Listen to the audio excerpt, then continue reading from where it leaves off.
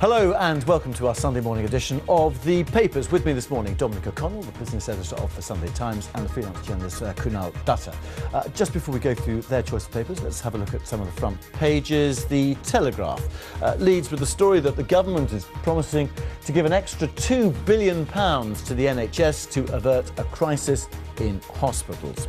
Sunday Times has further allegations of corruption during the bidding process for football's World Cup in 2018 and 2022, bids won by Russia and Qatar, who FIFA has cleared of any wrongdoing. Observer features a letter from leaders of all councils in England calling for more power to handle their own money and affairs after the Scottish devolution vote. Sunday Express shows a picture of Prince Edward appearing to aim a shotgun over the head of his son.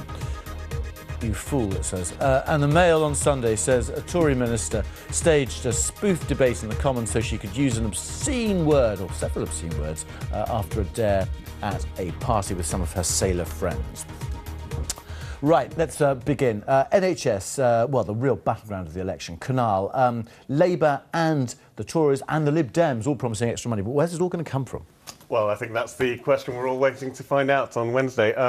Really interesting, this, because as you're saying earlier, the NHS now is the sort of defining battleground with before the election. And what Miliband and Labour have said is that they're going to fund the NHS partly through the mansion tax, which would.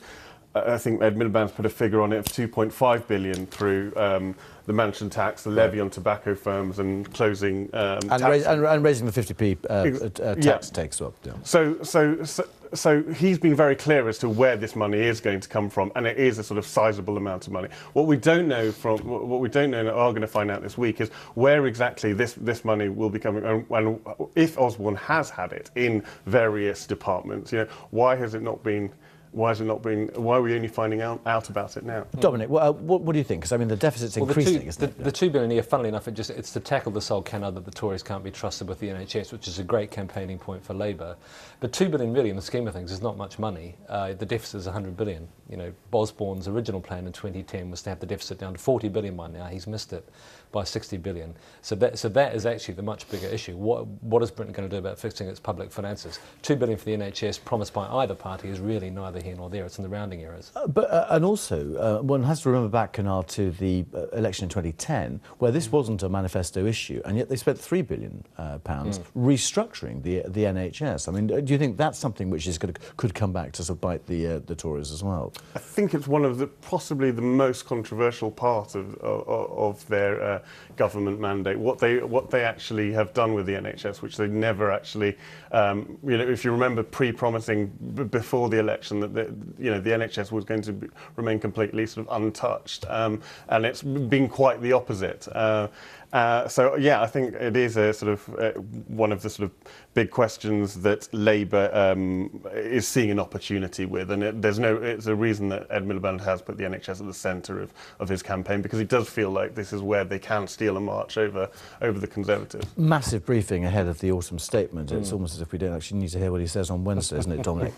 What about some of the other things, the big infrastructure projects? I think there will be some more on Wednesday. Chances always keep a little bit back, but there are lots of little giveaways. There's this the end of air passenger duty for under 12s, which I think a lot of families will quite like. Saves what, £300 for an average family holiday to North America, and it's been costed at around about £50 million. So that's it. It's small, but it's quite high profile.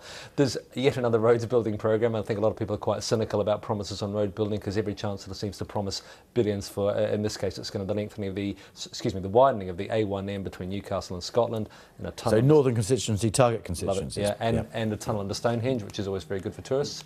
And there's various other things in there which are quite good. But again, I come back to this idea of the public finances are not in great shape. OK, and can I just one last thought? I mean, is it now the NHS then, do you think, which is going to be more important than immigration? Has immigration been written off by the Tories because they've lost that one to UKIP or not? I think, well, that's I think with immigration, that's still sort of David Cameron's bugbear at the moment. I mean, he's still trying to sort of deal with that within his own party and sort of placate, the Eurosceptics that are saying, no more of this. And I think we'll come on to that later. Yeah, The NHS is a more emotional issue. I think if you talk about the sort of thing on either side, in fact, Lib Dems, Labour and Conservatives, it is a sort of national treasure. And, politicians are very aware of that. It has this sort of sacrosanct feel about it that immigration doesn't. And I think politicians do need to try and, manoeuvre around that carefully. OK, look, I think we're going to come back to Sunday Times in a moment. Let's move on to the Observer. Tory shires join call for more cash and powers for England's regions, tying in with what David Cameron was promising, follow that vote on Scottish devolution. What do you think of this, Dominic? Because this involves quite a few Tory councillors as well, including the Prime Minister's own county of Oxfordshire. I think it's all about, it's a political story, but it's also an economic story in that the Conservatives have promised more devolved powers for Scotland and some tax-raising powers. But the bigger issue is, what do you do about the north-south divide in the British economy? London now accounts for about a third in the entire British economy, and the north is dwindling. That you've got to find a way to fix that if you're going to rebalance the economy. And it's not just about a balance between manufacturing and services. The north is a services economy now as well. So what do you do? Well, one way to do it is to give more powers to the regions. And I think we're going to see a lot more of this. I think it's one of the coming things in British politics. Jim O'Neill, the former Goldman Sachs economist, has been looking at that with his Centre for the Cities. Yeah. There's lots of work going on. There's talk of this HS3 rail line, coming even before HS2 maybe, linking the north. All those things need to be tackled before we're going to get away from this reliance on the south of England. But Kunal, do you think there's the political will there in terms of voters and what they want? When you think about, locally elected police commissioners and things like this, turnout is minuscule, isn't it? I think there's a sort of disconnect, isn't there? Because there is this perpetuating feeling that Westminster and Whitehall are controlling too much of the country. And I think if you go to voters around the country, you do get that sense. When it comes to the issue of local mayors and a sort of another tier of government at a local level, more politicians, it gets a bit more like, more bureaucracy, more local government, don't want to deal with that. But I think what has really put the lightning rod on this situation is exactly the Smith Commission proposals on Thursday last week, which really sort of said, Scotland is now going to, devolve income tax power. But it sounds radical, but it's not quite the home rule that Gordon Brown was advocating. No. And actually, I think when the SNP looked at the figures, they still thought that 77% of laws came from London, or came from Westminster anyway, didn't they? Yeah, they've been given things like freedom over air passenger duty and some sales tax and stuff like that. It's not really the big thing that was out there. But it is some move towards devolution, and it'll come in England as well. And also the space of time in which it's come from. I mean, if you think when the referendum was over, there was this sort of slight despondency, it's back to business as usual. 10 weeks later, they've thrashed out these proposals that are, compared to what I think many were expecting, are quite radical. And that has now triggered this whole sort of feeling in England of, hang on a minute, if this is going to happen in Scotland, let us do this too. And that's what's sort of fueling that. All right, let's go on to the Sunday Telegraph. Picture of David Beckham and posh Victoria with after a crash. I think he's picking up his son, wasn't he? Brooklyn, outside training yesterday, but in his Audi car. But they're fine now. The Tory anger after Germany blocks PM's migrant cap. Let's look at that one now. That's I think we just had it up there a moment ago. Yeah, just on the right-hand side of the Beckham's pictures. Dominic, take us on this one. Take us through. Well, it's all about what Cameron can and can't do on immigration. And earlier in the year, he was talking quite tough to get to the UKIP voters, talking quite tough about a cap on migrants. But really, how deliverable is that? How compatible is it with EU membership? And the answer is it's not really, because one of the tenets of EU membership is free movement within borders. So he's had to go for a much reduced idea, which is limiting it by access to benefits, which is not that radical idea. Lots of European countries have contributory benefit systems where you get nothing out unless you contribute something. So Britain could do something like that, or something similar, a limit on benefits or a threshold for benefits. And I'm sure the Tories' plan would have been, we make this big speech on the Thursday, we clear the way for the autumn statement, then we're on to the economy, we're on safer ground there, and off we go.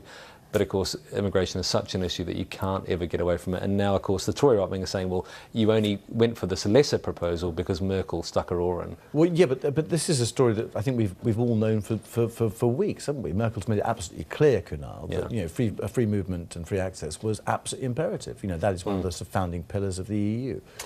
Yes, and I think of all the people in the European Parliament that Cameron has quite a sort of close, or certainly is going to listen to some extent, it would be Angela Merkel. What I think's interesting about this is that it's once again the Tories kind of sticking there, the sort of backbench Tories, those Eurosceptics saying, no, David Cameron, this is not good enough and we're going to sort of mount this revolt. The trouble is, where we are now, with so little time until the election, you're not going to have either space in the parliamentary calendar to have any kind of meaningful bill going through. But also, you are going to find the Tory whips really sort of, clamping down on this sort of stuff. This is not something they can afford right now. And we've seen the way that the Labour Party in the last couple of weeks has really sort of tried to unite the party, and sort of any kind of internal rancor just sort of hit on it really quickly. And I think it's very, very difficult for this to mount to anything other than, Tory disgruntlement inside the party. More Eurosceptic problems for Cameron, but not really something that's going to amount to anything. What's interesting is, just put to one side the fact that, the Eurozone's back in potential trouble again, German growth going down, everything as well. But this does seem very much to be a Tory problem as far as perhaps the wider public's concerned. But of course it's not, is it? I mean, this is something which, goes right through Labour as well. It does. It's a big problem for Labour. It's a problem across the political divide, and I think in terms of UKIP, what their holy grail would be a Labour defector, which I don't think is at all out of the question. I mean, maybe it's slightly on the extreme edge of possibility, but a Labour defector for UKIP would show that actually it's not limited to a Conservative problem. It's not the right wing of the Conservative Party. It's a concern across the country, and that would really put the cat amongst the pigeons quite nicely, I think. Yeah. Okay. Right. Now on to where are we going? Sunday Times. Back to the Sunday Times, and under the story about Paxman apparently netting $1 million for his BBC memoirs, which we'll just gloss over quickly. Seems cheap at the price. Father rescues jihadist son from Syria. Kunal, this seems to be a growing trend, doesn't it? People, family members, going over and pulling their children out of Islamic State. Well, I mean, as a parent, assuming that these stories are true, and these are people who've been radicalised in their bedrooms and gone off without informing anyone as to where they are, what do you do as a parent? I guess that's the sort of question. I mean, you can either sort of sit there and appeal to the government to try and help bring your child home, which, as we've seen, the Foreign Office have more and more difficulties as soon as you're outside of UK jurisdiction. Or you actually sort of take the law into your own hands. And I absolutely think this is a wonderful sort of human interest story, because it is the father of the child saying, no, absolutely, I'm going to actually go and find them and bring them back. And there was that Father Abu Bakr last week. He's lost 2 of his 3 sons. The third son's still over there, and he just says they're misguided and has let them do it. But will these parents though face prosecution for going in? Well, one of the interesting things about this story, which struck me, was that the son who came back was arrested under the Prevention of Terrorism powers when he came back in July, but released the day after. So they must think that actually he probably hasn't done anything particularly bad. But he then went into this program called Channel, which is how they it's an attempt to de-radicalise people who've been out there. There are now 1,200 referrals to that program, up by 500 in a year. Isn't it an amazing number? I didn't know that figure. Nearly 1,300, 1,281. Right, OK, no, it's interesting. Look, we haven't got a great deal of time left, so let's just whiz through just a couple more. The Mail on Sunday, Penny Mordaunt, during her Pund-Aden speech, Minister staged obscene Commons debate for a bet. She says, well, she's talking about the male poultry, isn't she? A cock, 6 times, to please her sailor pals. Kunal. I mean, I think, in all honesty, I think the Mail has slightly whipped up this story into a bit more of a morality crisis than it actually is. She's a very charismatic MP, and she has been known to certainly She took part in that splash thing, didn't she? She did. Yes. Which is the Sorry, I know, that's I'm trivialising. What were you going to say? Which is the diving reality TV show. She is known for a lot of rhetorical flourish, and she's actually a very, very good communicator. In this situation, what was basically happened is she accepted an award for another speech she made on Thursday, and she divulged that one of the speeches she made on poultry welfare was included words that she had talked to sort of naval friends about and cast this bet on. It's not quite the spoof speech. She didn't sort of go into Parliament and give something that deliver something that wasn't in breach of parliamentary law. What did she get for the bet? Do you know, Dominic? I don't know. It was a mess bet. She's a sub-lieutenant in the Naval Reserve from a forces family. Her dad was a paratrooper, and it says, I'm not sure if it's true or not, that she was named after a frigate, which I think is quite admirable. You're right. HMS Morden. HMS Morden. I think you're absolutely right. No, I think it was HMS Penelope. Was it? Which, that's what it says on her Wikipedia page, so it must be true. Oh, right. That's just my ignorance. So, I take it all back. I think she's probably been a bit silly, but it's not. It's hardly a huge scandal, and it was a result of a mess bet, and these things happen. All right, and now front page on the Mail on Sunday, and now look at the Sunday Express. My goodness, you fool! Who are we talking about? Well, this is Prince Edward. This is a photo that, when you look at it, it looks extremely dramatic. When you look at it for more than 1 second, you might think it's more to do with the sort of telephoto lens that shot it. But this is Prince Edward basically supposedly aiming a gun near his son's head. Actually, he seems to be shooting, and his son seems to be looking on from a bank rather far away. We don't know how far, but is it scandalous? No. A little bit irresponsible, probably. What do you think, Dominic? One thing that occurred to me is how old do you have to be to start shooting in the royal family? Because why hasn't the son got a gun? But he's probably too young. But it's clearly... Well, he's 6 or 7? He's 6 or 7. That's a bit young. It's probably a bit young. But it's clearly the foreshortening of the telephoto lens has just made it appear that he's close to it. And I think some shooters might actually say that his gun should be slightly higher than that because you want to have sort of blue sky around you. But I don't think it's that. Anyway, you fool Prince Edward so it's not very nice reading for him. But I'm sure it won't change his shooting habits. Dominic, Kunal, lovely to see you. Thank you very much indeed. Just to let you know that every evening here on the news channel at 10:30 and 11:30 we have a look at the following day's papers, so always check into that one.